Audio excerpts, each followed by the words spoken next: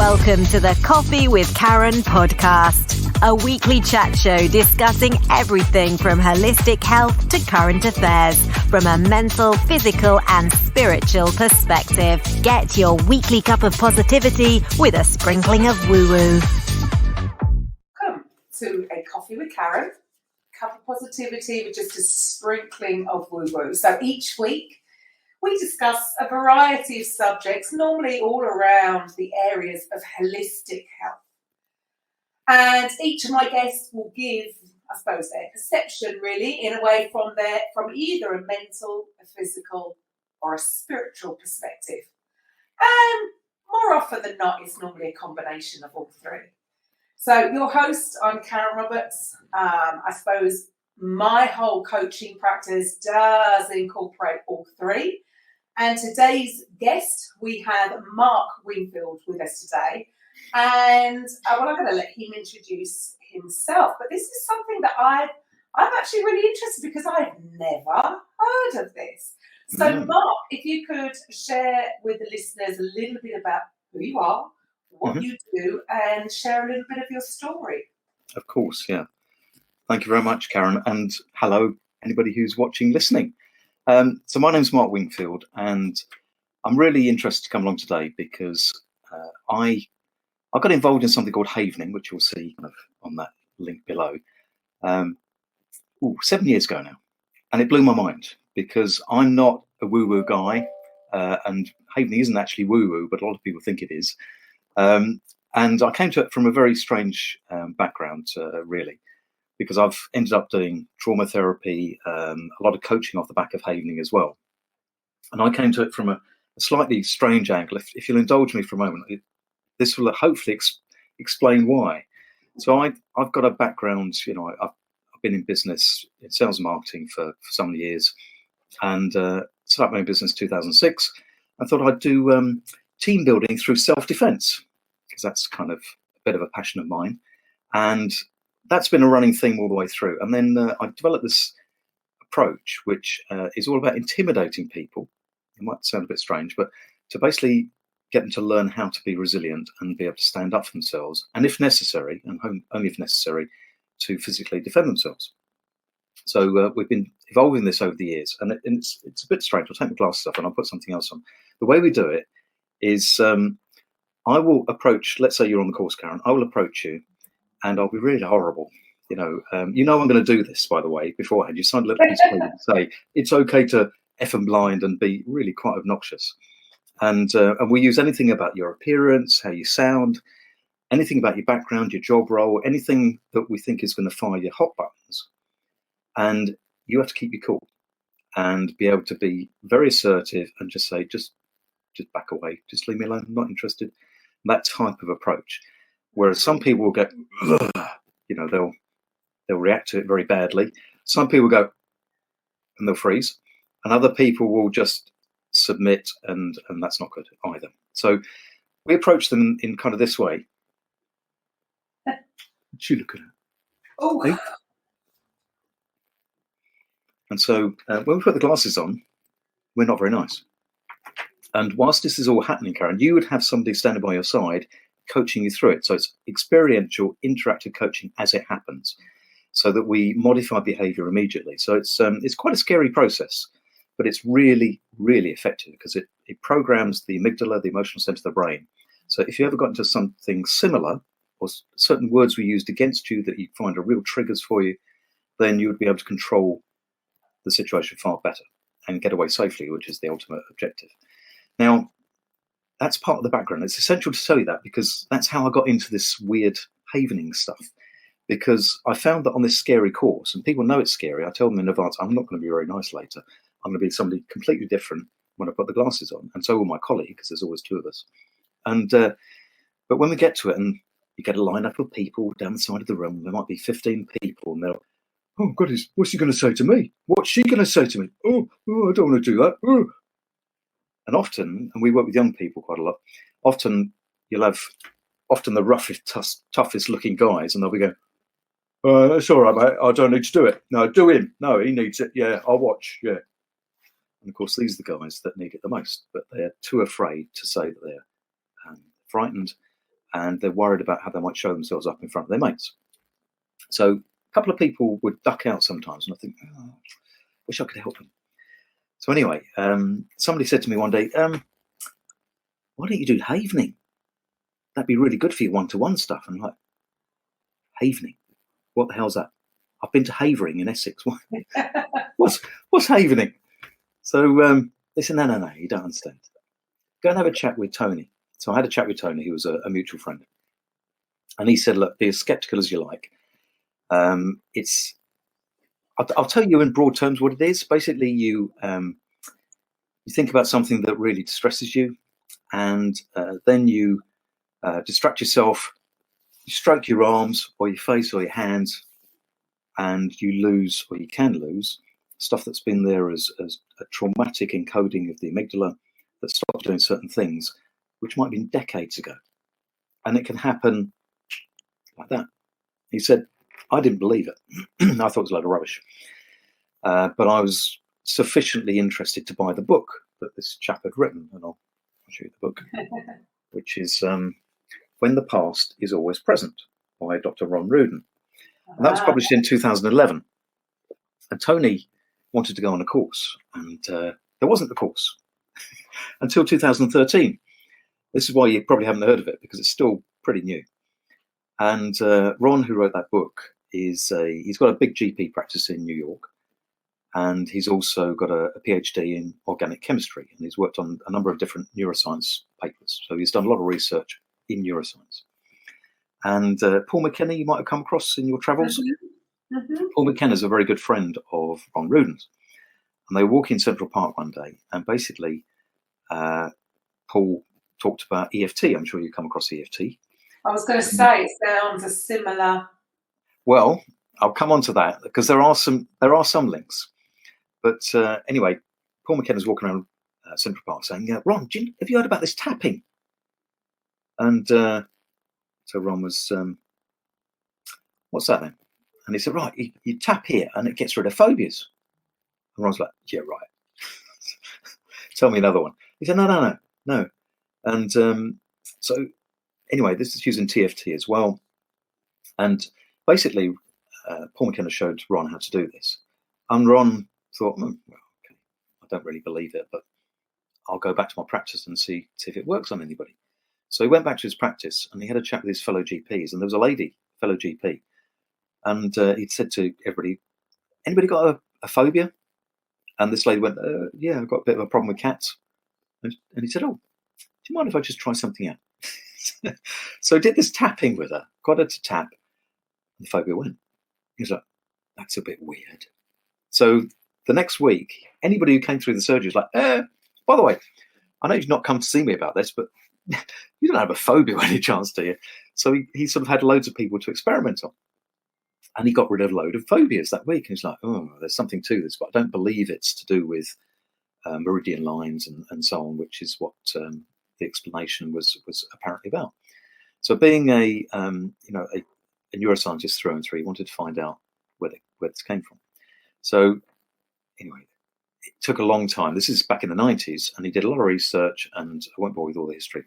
But essentially, the book came out in 2011, which is his theories, which he'd been perfecting with his twin brother, Stephen, who's a dentist. And they'd had lots of people to try. You can imagine that trauma in dentistry. kind of a few people who don't like going to the dentist for reasons usually in their childhood. So anyway, this whole thing evolved, and I went on a course in 2014, and I'd heard about it, and Tony told me that it was a bit unbelievable, but you need to try it out because it works. And I thought, okay, I'll go along. So I went along, and my first training, I'm introduced to this lady called Patty, and Tony's going to demonstrate on her in front of everybody. And he said, Patty will tell you her story, and she proceeded to say, well, 30, I think something like that, 30 years before, her mum had to go in for a serious hysterectomy operation. And Patty was a nurse at the time, and she basically said to her mum, look, Mum, stop worrying about things. You're going to be fine. I've got to go to work now. And she was off to work in the hospital. She said, I'll come around and see you when you come around throwing the anaesthetic. And, you worry about nothing. It'll be fine. No, unfortunately, her mum died. So it's very sad. And Patty lived with that sort of last words that she said to her mum, the guilt associated with that. And every time she thought about her mum, she would start to well up and start crying. So anyway, I saw this demonstration to help Patty. And it took, I'm not really sure, it's going back a few years now, but maybe 20, 30 minutes, something like that. And we were watching and just listening in on what was going on. And Tony, at the end, he said, I'm just going to check in with you, Patty, how you doing? And she turned to the audience and she was crying. I thought, it hasn't worked. Never mind. And she said, no, because she could see the look on people's faces. So, it's not worked. She said, no, these are tears of joy. Because I can't believe I'm thinking about my mum and bizarrely not crying, but I'm crying because it's so happy. Anyway, kind of confusing. But I thought, wow. And this was obviously genuine. She was smiling across her face. She'd been very nervous. It's in front of 15 people that she did the demonstration, which is it's a bit nerve-wracking anyway. And she didn't really know what to expect. So that's what happened in front of us. And I spoke to her later and I said, how are you feeling now? She said, it's just weird. It's just I don't feel the emotion when I think about it. And now I understand why, because I trained on it. I trained on the science. So it is definite neuroscience. And how to apply it. And there are a number of different havening techniques. It was designed for trauma therapy, but actually it's brilliant for resilience building and coaching. So it can clear all sorts of obstacles out of the way. It's anything to do with emotion. So it's absolutely fantastic. I've been doing it, as I say, for 7 years now. And I've just certified as a trainer. Now, there aren't that many trainers in the world. So I'm going out now training practitioners. And so I've got my first training course coming up, Bonfire Weekend. So we're all ready to roll. And so that's kind of how I got into it. And I've worked doing so many different things now. If you think of anything, Karen, to do with emotion, it will work. Now, I can't guarantee how much it'll work by straight away. And you learn through havening, learning how to be a practitioner, you learn how to be a really good detective and start to peel away the the layers of an onion, to get to perhaps the core of why somebody's how they are in a particular state of mind.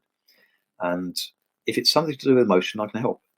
But it extends further than that, because there are all sorts of things like fibromyalgia, for example. I've worked on a number of ladies who've got fibromyalgia, and we've got to the root cause of some kind of traumatic incident before, and the pain has just gone. It's not woo-woo, it's just that the pain is a signal from the brain locked up with the trauma. So, I'm not saying it's not designed to be pain relief, it really isn't. But I've heard also, through Steve and his dental side, Steve Rudin, that people have had dental pain stopped just from applying havening. It comes back because there's a reason, but it can be a temporary pain relief. So it makes sense, because pain or anything like that is not necessarily down to one cause. So for one person that might not work because there is no emotional tie to it, and then for somebody else, just goes to show you are combining everything. I can understand why people would think it's woo-woo. Yeah. But I understand the science behind it. You're actually combining the mental and the physical, aren't you? Yeah, and we go through the science when we train people. We actually take them through the havening. Was also known, it's not so much referred to now, but it's also known as amygdala depotentiation therapy. Well, that's a little bit of a mouthful, isn't it? Can you Indeed. repeat that? I call it ADT when people want to know what that is. But it is, we call it potentiation of things that are called AMPA receptors on the lateral amygdala of the lateral amygdala. And I won't bore you with all the details of how it happens, but essentially, if you imagine it's like when a traumatic experience happens, as it's happening, sort of foot soldiers stand up and get ready to protect you against whatever it is that you're frightened of. And they stay there ready to be brought back into action in the future if something similar, something of the same context, same environment, same words, even trigger events, could be the surroundings that you're in. And that's how phobias work as well. So phobias are a form of traumatization. So somebody's got a fear of heights, for example, and they get near a bridge, they might think, oh, there's a drop over there. So it's all associated with perhaps the encoding moment. And we learn as practitioners how trauma is encoded, and then it'd be too crude to say how it's decoded, but how you depotentiate and lose that coding that isn't helpful anymore. So it's fascinating stuff, and applications, well, anything to do with emotion. I've worked with company directors who have been ambushed, as they've called it, in a board meeting, had to resign, gone back to that event, and there's something called event havening. So you go back to the activating event, and that one we cleared in about 40 minutes, something like that. I had a lady I worked with probably about 2.5 years ago now, who unfortunately was a victim of a sexual assault, a nasty sexual assault, 38 years previously. And she'd come on a self-defense course I was running. And looking back on it, I wish I'd not asked the question, but I'd said to her, oh, Katie, what made you come along tonight? And she burst out crying. And I said, oh, I'm so sorry, I didn't mean to upset you. And she started to basically tell me in graphic detail what had happened to her 38 years ago. It was still at the back of her mind all the time. And she didn't like going out at night, and was very fearful of going out on her own in lots of different places.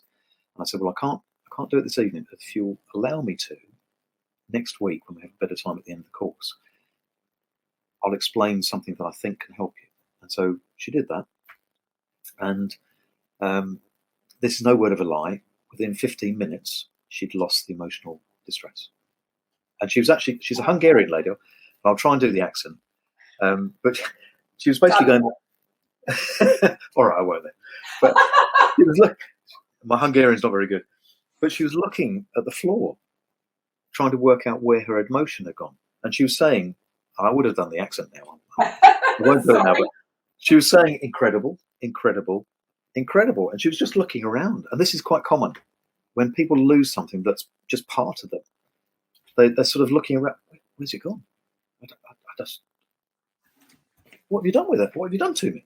And so because it's an electrochemical change in the body, in the brain, so it's a permanent process because you've made that shift, it doesn't come back unless you're unlucky enough to be re-traumatized in exactly the same way as you were before, which is highly unlikely. So it's permanent. How is that done? You're going straight into the subconscious. How are you doing it on a conscious level? Well, it's working on the amygdala. What you do is the brain's not very good at working at lots of different things at the same time, in your conscious brain anyway. So we get you to think about... I like to multitask, and it doesn't end well. It doesn't, no. Whether you're female or male, it doesn't work brilliantly. No, we're not very good at doing that. So we get people to think about the situation that distresses them. Sometimes they know why, sometimes they don't.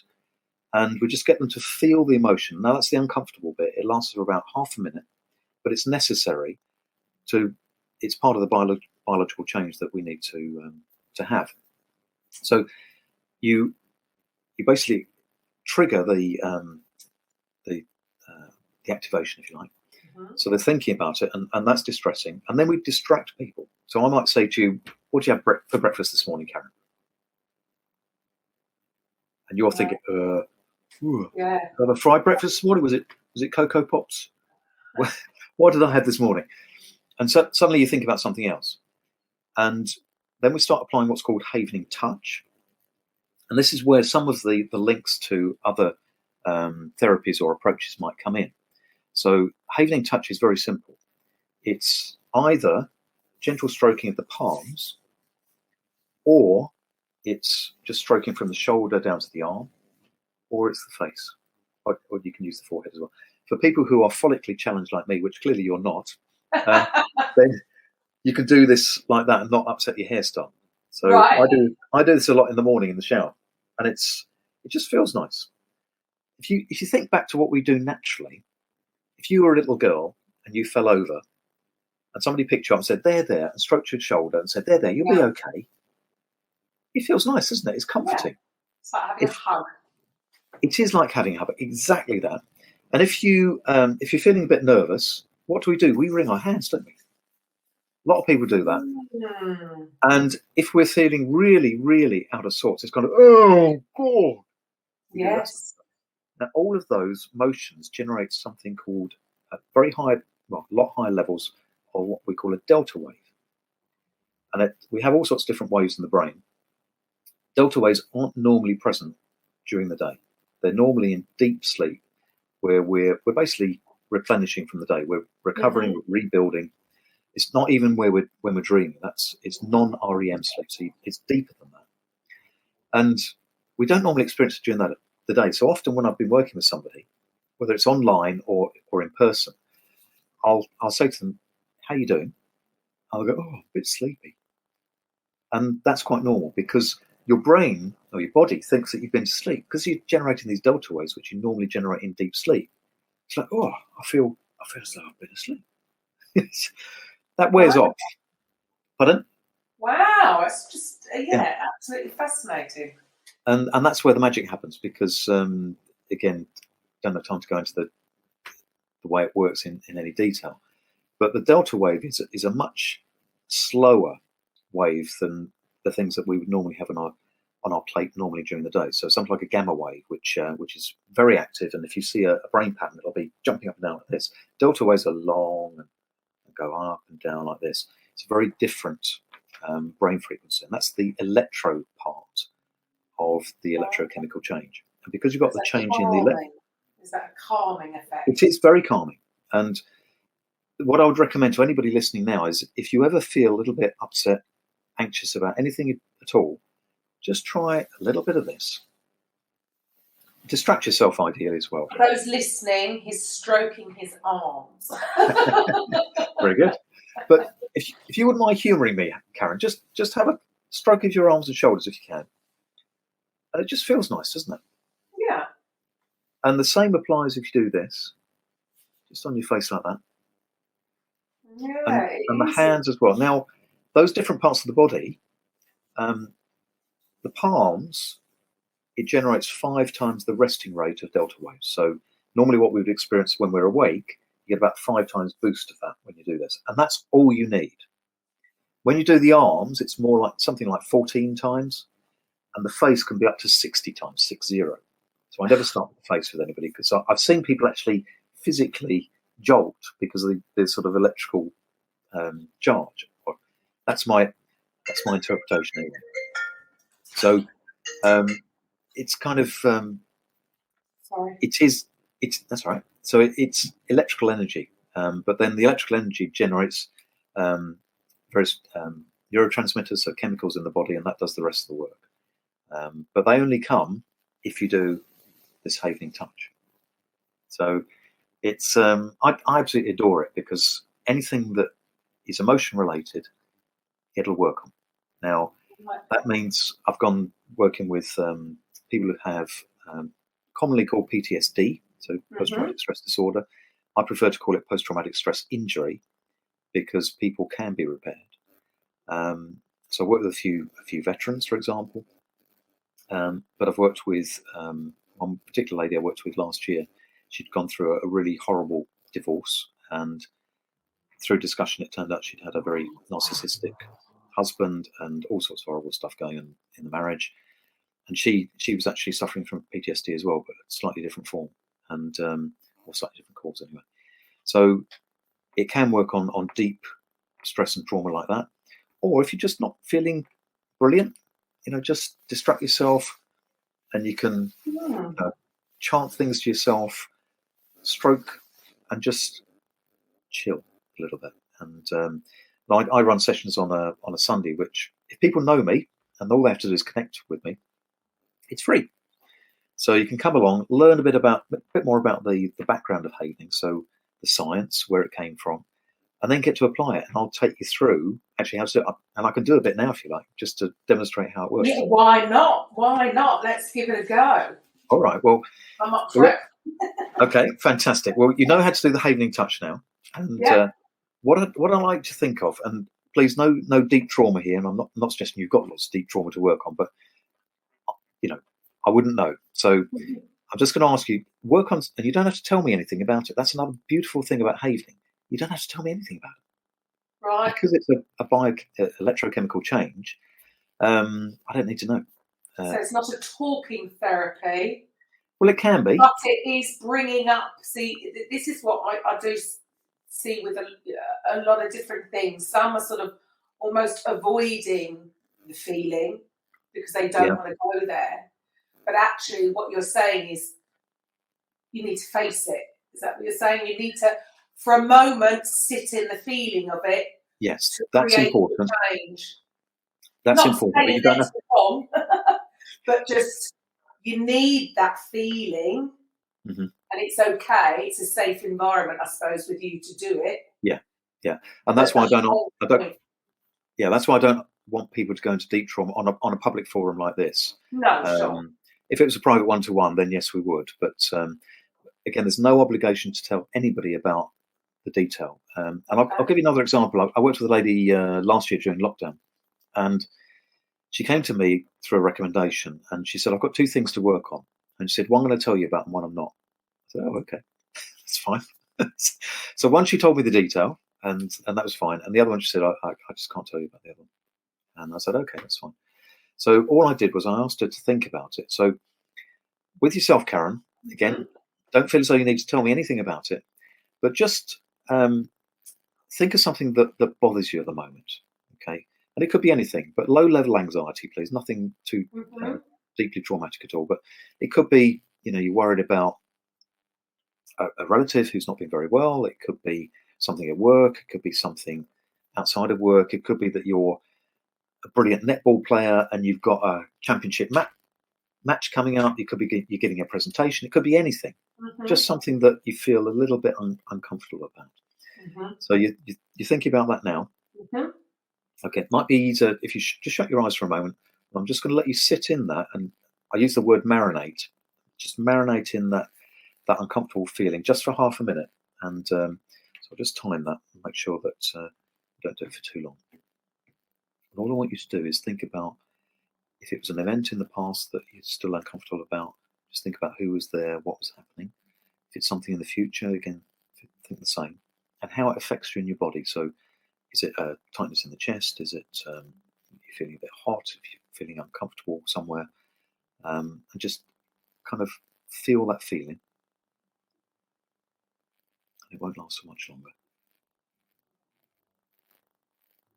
So, if I was to ask you, Karen, on a scale of 0 to 10, and 10 being really horrendous, really difficult to even think about,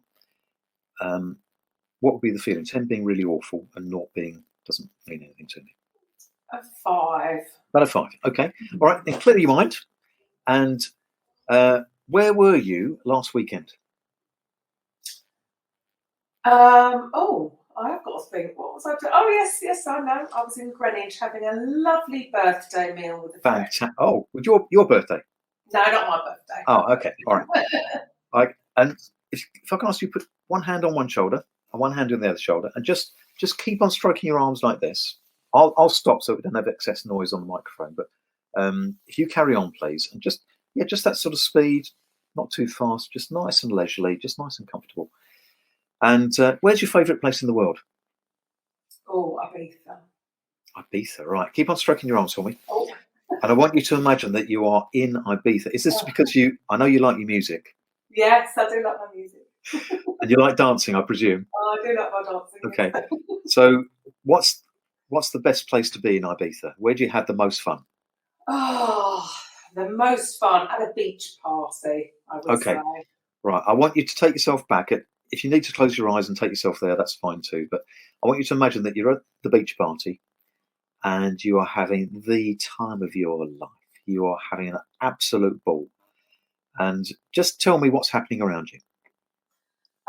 Yes, just lots of friends around, smiley faces, hands in the air, people just enjoying the moment. Fantastic. And are you on a beach? Yeah. Are you barefoot? Beach bar. Oh, yeah, barefoot. Right. Well, I want you to imagine that you're walking along that beach and you can feel the grains of sand beneath your feet. It's a lovely, warm day. The sun is out. There's a gentle wind blowing and you can see the sea and you can hear a little bit the lapping of the waves and lots of very smiley, happy people all around you. And it's just a lovely, lovely day. So keep on walking. Every step that you take, every single movement, you're feeling a little bit lighter, a little bit more relaxed. Just really enjoying yourself. You've got a great big grin on your face, and you just feel supremely relaxed and comfortable and happy and peaceful. And you just keep on walking. And as you walk along, that feeling of comfort and being safe and happy and exhilarated even just starts increasing bit by bit all the time. Each further step that you take, it just keeps on growing, and you're feeling absolutely wonderful. So keep on walking down that beach. Just enjoy taking the sights in. What else can you see as you walk along the beach? People in the distance on sun lounges, the sun just about to set in the sea. Lovely. Brilliant. Keep on looking around you. Keep on walking. Just enjoying that lovely, comforting feeling as you walk along. Just sun on your face, on your back, however it's appearing to you. And just feel that warmth and contentment inside as you walk along. You're feeling really, really good. Ready to face anything. Ready to party. So let's do a little pause there. So how are you feeling? Great. I want to go. Get me on a plane. Yeah, absolutely. And if I ask you to go back to that thing you first thought about, you gave me a score out of 10, you gave me a 5. To go back to that now, has that number changed at all, or is it still a 5? Can't find it. There we go. Can't even find it. Yeah. So, and that's Interesting. how Hayley Wow. works. I've got a book here which I've only just recently bought. Actually, it's been out a few years, but it's called 15 Minutes to Freedom. It's by a fellow trainer called Harry Pickens, and Harry's also a jazz musician, and he's a very talented guy.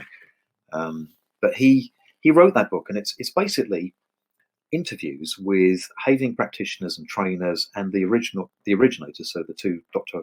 Rudens. Right. And it takes you through all of the applications, and there's no coincidence that it's 15 minutes to freedom, because as I mentioned earlier, well, it depends. It can be that quick. Yeah, I suppose mine was only a 5. It wasn't anything really traumatic. No, exactly. And also, I was talking about the layers of an onion before. If somebody has had a horrible traumatic experience, perhaps when they're young, then that predisposes them perhaps to other trauma, and you build up the layers of the onion, and you might have to peel quite a few layers away. So in that case, it's probably. What if they don't know? What if then? Because a lot of things that I've noticed with a lot of people is that it could be something that they're completely not aware of. You're absolutely right. Automatic response to something that they've consciously forgotten about or buried. So how would you get to those layers? That's a really good question, and fortunately, havening does have a way of doing that. And we do something called transpirational havening. So if people know the event that caused the issue in the first place, we always try and get them back to that, because that's the easiest one to clear. So like the lady I talked about with the sexual assault 38 years previously, that was one very specific event, and that's quite easy to clear. But if you don't know where it came from, or maybe there are lots of other things built on the original traumatic experience, then we might use something called transpirational havening. And that way we still use the havening touch, and we get you to feel the feeling.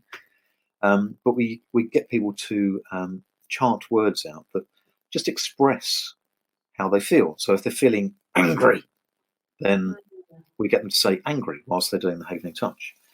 And it's really strange how the word changes as you go through. And again, the skill of a facilitator or a practitioner is that they will help you work your way through that, and they will recognize changes. So we see changes in skin tone.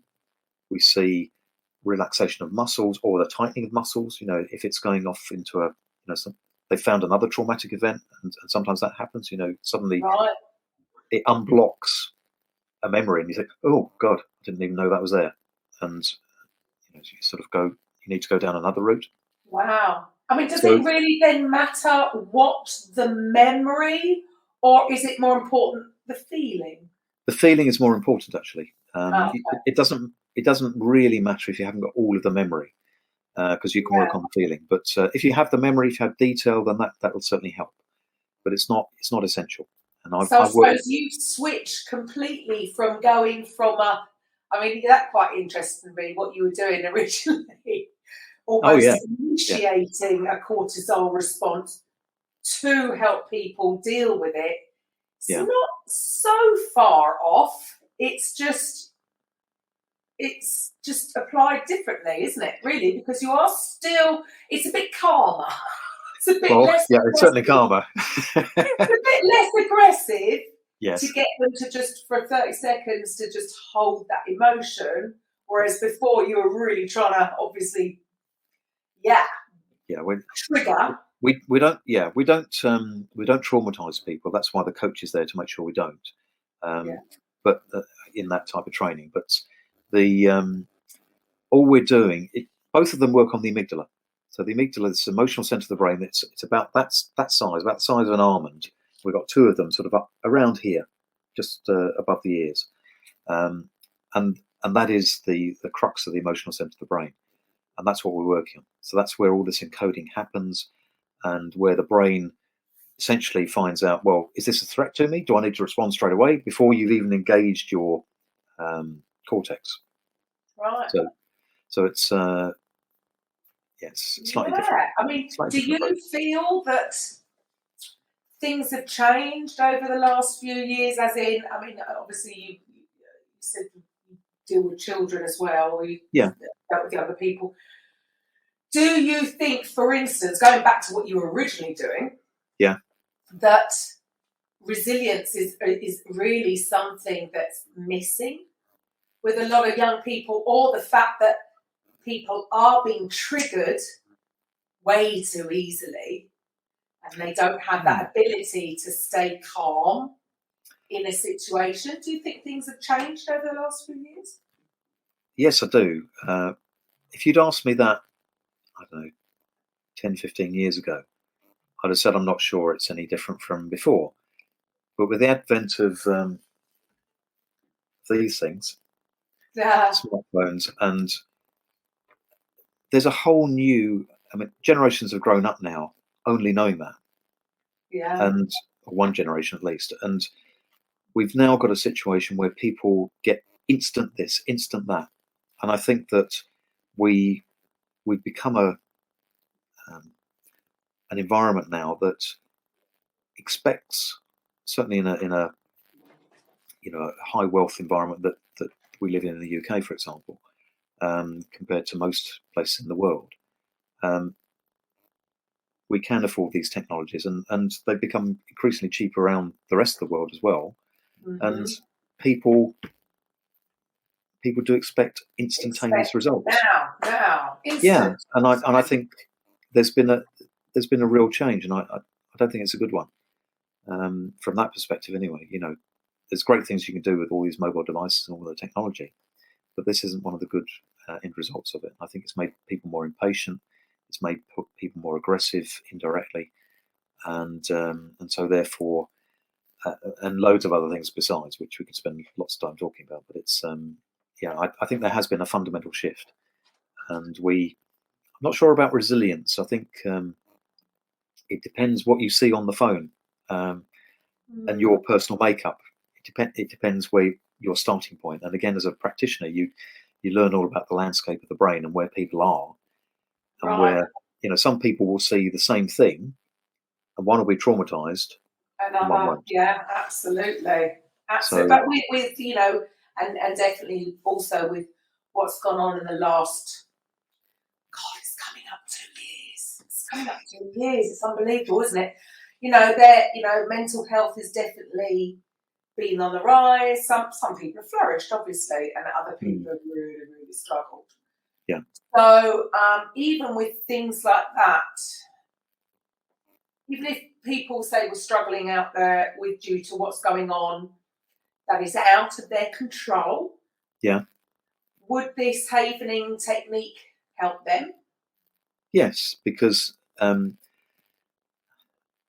people can get onto a treadmill really where it never seems to stop, and if they're out of control, having can take you to a place where you just, let's just take a breath, let's just calm down a moment, allow myself to think, because we can't, if we're adrenalized, if we are frightened, then we don't think too well, because we're not thinking with our prefrontal cortex. We're thinking with the amygdala, which is there to protect us. It's our fight or flight response, which most people have heard of, or our freeze response, which often kicks in, especially on our courses where they go, oh. Yeah. Well, like you say, everyone reacts differently, and you don't know whether you would freeze in that instant, react, or run. Yeah. And in that instance, they don't know what we're going to say to them either. And so some people are cool as cucumbers, but then we look for a trigger for them, and we get there eventually. Sometimes it's harder than others, but we do say some horrible things, I'm afraid, on that course. But I won't repeat those now for obvious reasons. But have you now completely switched over to just the havening, or do you still do that? No. The thing is, of course, with the world we've been in the last couple of years now with COVID, I was running quite a successful face-to-face training business up until March last year. It just all dried up at that time. So I thought, well, what can I do? And havening was one of the things I could do, which you can do online. It's very effective online. And so I was helping people I've worked with. There's a chap in the States who suddenly got claustrophobic because he'd been in the car accident. He said, "Can you help me?" And I said, "Yeah, I'll do my best." And so helped him, and that was, I think we did that on Skype. But whether it's Zoom or WhatsApp or FaceTime, whatever your poison is, we that's one of the good things, isn't it? That's the one good thing that has come out of it in this time. I don't know. I mean, I don't think I would have survived. Forget the actual virus. I don't think I would have survived the aftermath of it all without the technology that is around today. I mean, thank goodness for Zoom and this StreamYard and all these ways. You don't have to be in person. No. And I can imagine that wouldn't make any difference for you, would it? To really not with havening, no. But the trouble is, if I was to do the dark glasses bit over this, then we don't want to traumatize people. No, we can't have somebody. Yeah, that's not the purpose. No. We're not looking to traumatize people. We're trying to take away the trauma, and so that's a non-starter really. And yes, we could do a bit of self-defense, but frankly, I want to give real confidence and real ability. And if we're not there, not able to help people through that, that experiential training is the best type of way of proving it. Yes, you can learn certain things, but there's no substitute to actually doing it. So that's slightly different. So with the havening technique, I mean, you say is it literally, you say it's instantaneous, but does that mean you're literally just doing one session with a client and then that's it? No, it really depends. Everybody's different. And I mean, the most I've ever done with one client is 6 sessions. But a lot of them are just one, because they've said, I've got this problem, and they're very specific, and it's often based on an event. And if you can go back to the event, they are relatively easy to clear. And I normally offer it like an hour appointment. And sometimes we're twiddling our thumbs at 40 minutes. Anything else we can work on? Wow. Oh, okay. Let me have a think. I can't guarantee that, because everybody's different and situations are different. But it's often that way. It's rare that I do 3 or 4 sessions. I do sometimes, but the most, as I say, is 6. And incredible, absolutely incredible. And that's but you say it's permanent. I mean, so what would be the difference? Say, for instance, I mean, so part of that I can imagine, I don't know, you mentioned Paul McKenna earlier, so hypnotherapy. Yeah. Obviously, there is a different link because there's no real physical connection there because there's no touching of stuff. It's purely taking them in and going into their subconscious. But even that wouldn't necessarily be permanent. Well, I can't really speak for hypnotherapy because that's not my expertise. But if I compare it to something like I've just got a brain freeze. Chinese medicine, or traditionally Chinese medicine, that my mum used to have. I'm just struggling to think of the name. What on earth is the name? Not acupuncture. Yeah, acupuncture. That's exactly it. Yeah. I just had a brain freeze, couldn't think of the word, but thank you for that. My mum used to have acupuncture for arthritis, and she would have great relief from it, but then it would come back. I'm not sure how often it came back, but every so often she would go to a local chap who would put needles into her skin, and she found it really, really beneficial. But it would come back. Mm-hmm. So what the difference between that and havening is that havening, once you've got to the root of what something is, once you've depotentiated the amygdala, which is basically, in very crude terms, clearing it out, if you like, clearing out the bad stuff, then it doesn't come back. It's gone. It's gone. And yeah, that makes sense to me. And I come from a healing, physical. I was a sports therapist, so from the acupuncture side, I can understand that it would come back because if it was, I don't know, posture related, had an ease, but of course the next week you do the same things that was causing, it's going to come back because you're repeating the pattern that's causing the problem. Yes. But then what you're saying is, unless you are going to go out and have exactly the same traumatic experience as the one that caused it, once you've corrected it, it's corrected. Yes. Yeah. So it's. I can see that. I just talk about it being, you don't have to tell people about it. It's usually very quick. No guarantees. If something's very complex, then it'll take longer. But it's usually very quick. It is instantaneous, the change, and people wake up the next day. I mean, they have the change straight away, but it feels a bit fuzzy at the time, often. But people wake up the next day and they're like, "Oh, I feel different this morning." And Tony, my instructor, he's got this lovely expression which I've borrowed from him, which is the filing cabinets adjust themselves overnight in your head. When you've rested. So something that was a really big issue, or really, holding you back doing something because of guilt or emotion of some kind, or fear about consequences, anything to do with that, is just gone. And so you think about it differently and you approach things differently. So it's such a lovely thing to be able to give someone. Powerful. Oh, yeah. Powerful. Yeah. I mean, I suppose, at the end of the day, that's all as much as sometimes we would love to control our subconscious and just go, stop doing that. Stop. Yeah, but good luck.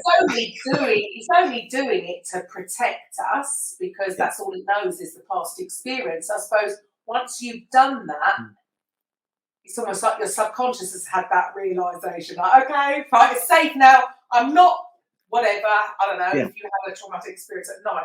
I'm not 9 anymore, I'm 50 now. Now, come on. Yeah. It's not the same situation. I do not need to do this, and this. Yeah. And by the way, you're still left with some of the things that you were born with, which are natural fears that are there, again, to protect us. So they don't go away. So the fear of open spaces, for example, that we're born with, the fear of heights, to a certain extent, where you shouldn't drop off a ledge, because you're going to hurt yourself. Possibly a good fear. Yes. Not bad. It's there to protect us. Isn't it? Yeah. Loud noises. Bang. Oh, what was that? We know these aren't necessarily good for us. In heavily enclosed spaces, you don't want to get trapped in, as cavemen and women, we don't want to get trapped in the cave because, the animals can come in and eat us, or something like that. So, all these fears that we're born with, they don't disappear. No. So you just, you lose the over-exaggeration or complications that have gathered through your own experiences, or what you might have seen. So it's, you can get trauma firsthand by experiencing it yourself. You can get trauma secondhand by watching someone Right. have a horrible experience. Yeah, sure. And some people who are really susceptible, who are in not a good way, just hearing about it can be traumatized. They hear about something and they're very empathetic, and they just, if they're in a very difficult place themselves, they can be traumatized from that even. Yeah, sure. Yes, anything can be a trigger these days. But that is what I wanted to sort of bring back to the sort of resilience, because it does feel like, I suppose because of social media, I say this purely because my 17-year-old daughter will sort of share with me things that are on TikTok or whatever, and you just think, oh, come on, what is wrong with this generation? Like, everything's a trigger, and you can't do that because that's gonna. Everybody's so easily offended these days. I just think, like, my era, I don't think we got offended really by much, to be fair. Whereas, do you think it is because of this? It's like a double-edged sword, isn't it? It's like, I think, I think the phones and this instant society have got a lot to answer for. It's not all down to the phones, I don't believe, but it can't be. I think no, and I think there's been all sorts of isms that have been out, and they've just been around for far too long, but people can hide behind these things when bullying, when taking some kind of discriminatory action, whether that's about somebody's race or their look or their colour or their religion or their gender or how they identify sexually, whatever it is. It's that we're very aware of different things like that nowadays, and it's a very different world. We've got a much more open society, and so people can kind of ally themselves to a certain identity, and that's fine. But they might also be more easily offended if people don't give the respect to that new identity. It's like, everybody relax. So everybody needs take a deep breath. Anything that's bothering them, rather than push it, because I suppose we things like you've got to have a positive mental attitude, or people feel that they've got to, this perception of we've got to be positive and happy and upbeat all the time. But actually, if we're forcing the natural emotion away, we could actually be making it worse. Well, I think there's a nice expression I heard about, you light and shade. You can't appreciate the light until you've seen a bit of the shade. And, there you go. Absolutely. That's just, unfortunately. And that's what everything is, isn't it? It's comparison, isn't it? You can't have anything. Yeah. Anything's just, it's nothing on its own until you compare it to something else. So if anybody would like to give this a go, you said that you do a Sunday session. You can try it out. How would people find you? Oh, that's very kind, Karen. Probably the best thing to do is put me into Google. No, don't put me into Google, but put my name into Google. I would like to be put into Google. No. So if you put Mark Wingfield and put either Havening is probably the best thing. I do have my previous and still existing work. We've done a little bit since things have opened up, but not a huge amount yet on the intimidation stuff. That's maxconflictmanagement.com, and you can always see on there my Eventbrite sessions are always on there. I think that's under the contact us bit somewhere. But you can look me up on Facebook, on LinkedIn, and do you have a website? Well, that's the website, which is Max, MAX, and then conflictmanagement.com. So it's all one word. There is a new one, which is coming out shortly. I can't promise when it's going to be live, but it's going to be called Empowering. That's M and then powering .xyz, but it's not live yet. That'll be. That's the first, empowering.xyz. I saw that domain and I thought, It's kind of, I'm into empowering anything really. So that kind of works for me. X, Y, Z. Cool. Yeah. That's, okay. So if anybody's listening on the radio, you can always find it. If you go to the podcast, KarenRobertsCoaching.com/podcast, all Mark's details, any links to him and his bio, you will be able to find in there.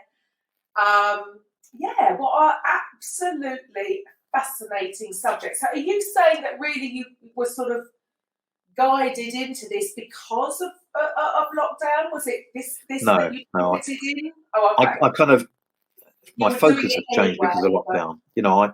I took the opportunity. I've been approached a couple of times. I've helped out with the first French training and the first online German training of Havening, because I speak a couple of languages. And but I hadn't focused on Havening training because I had lots of other things to do. But I love Havening, and in lockdown, it kind of gave me an opportunity to refocus and to keep my head above water, basically. And now I train practitioners, so people can dip their toe in the water, come along and experience it. They can book me, obviously, if they need some help, or if somebody's out there who's got a lot of tools under their belt, they want to find out more about Havening, they're interested in learning about how to become a practitioner, then get in contact, and I'll be very happy to take them through what the certification process is, and I would mentor people through that, make sure that they're comfortable with that. There's a science exam, which you have to get 100% for.